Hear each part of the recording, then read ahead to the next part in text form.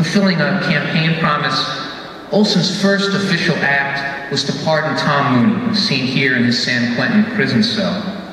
The militant labor leader had been convicted of planting a suitcase bomb that killed 10 and injured 40 at a San Francisco parade 23 years earlier. A number of witnesses in the case had come forward long before and confessed to having been involved in a frame-up, but none of Olson's Republican predecessors would intervene. Guthrie was so inspired by Mooney's release that he wrote a song to commemorate the occasion. "Mr. Tom Mooney is free, Mr. Tom Mooney is free," he wailed. "Done got a pardon from the old jailhouse warden, Mr. Colbert L. Olson's decree." Mooney, meanwhile, wasted no time in unleashing a rhetorical onslaught of his own. From the floor of the state legislature, he predicted the demise of capitalism, saying that there are elementary laws that govern all life. They're simple.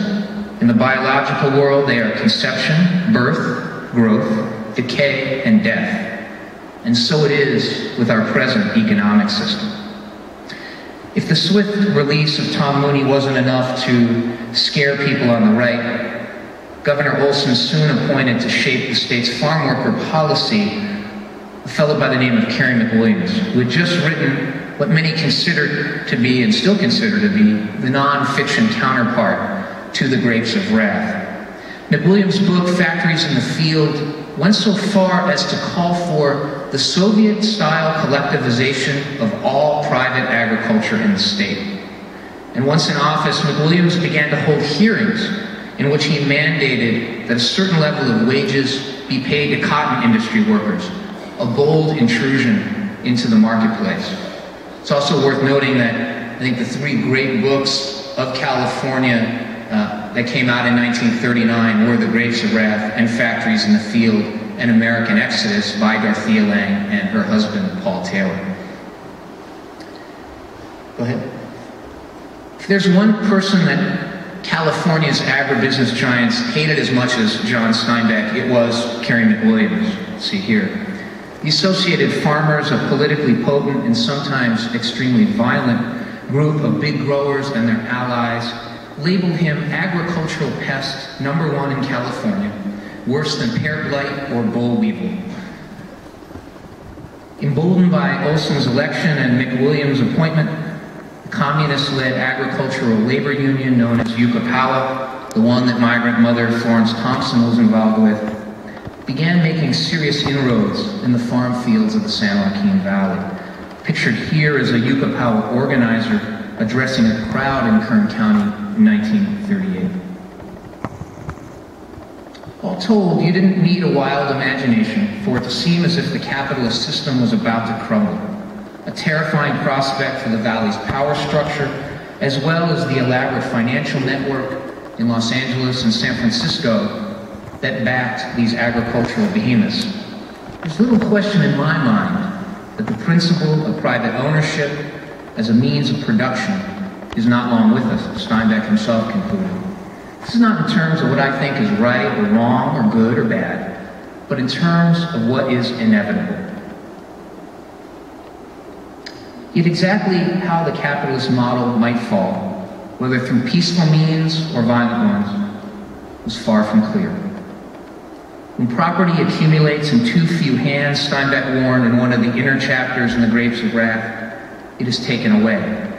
And that companion fact, when a majority of people are hungry and cold, they will take by force, what they need. Throughout the 30s in California, as the left and right clashed and blood was spilled from the farm fields of the Central Valley, go ahead. This is actually from the Salinas lettuce strike in 1936, right in Steinbeck's hometown.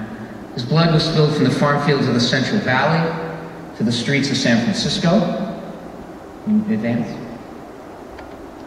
And this is the San Francisco general strike led by Harry Bridges of the Longshoremen's Union.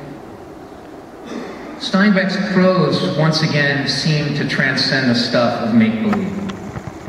Look around you, Steinbeck told one friend. There's a revolution going on. Go ahead. These revolutionaries were a motley bunch. In 1935, the Soviet Union proclaimed the establishment of a popular front, decreeing that each communist party across the globe band together with other local liberals, regardless of their political identity, to combat fascism. That Guthrie's guitar bore the message, "This machine kills fascists," was no coincidence.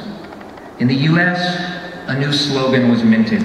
Communism, it was said, is 20th century Americanism.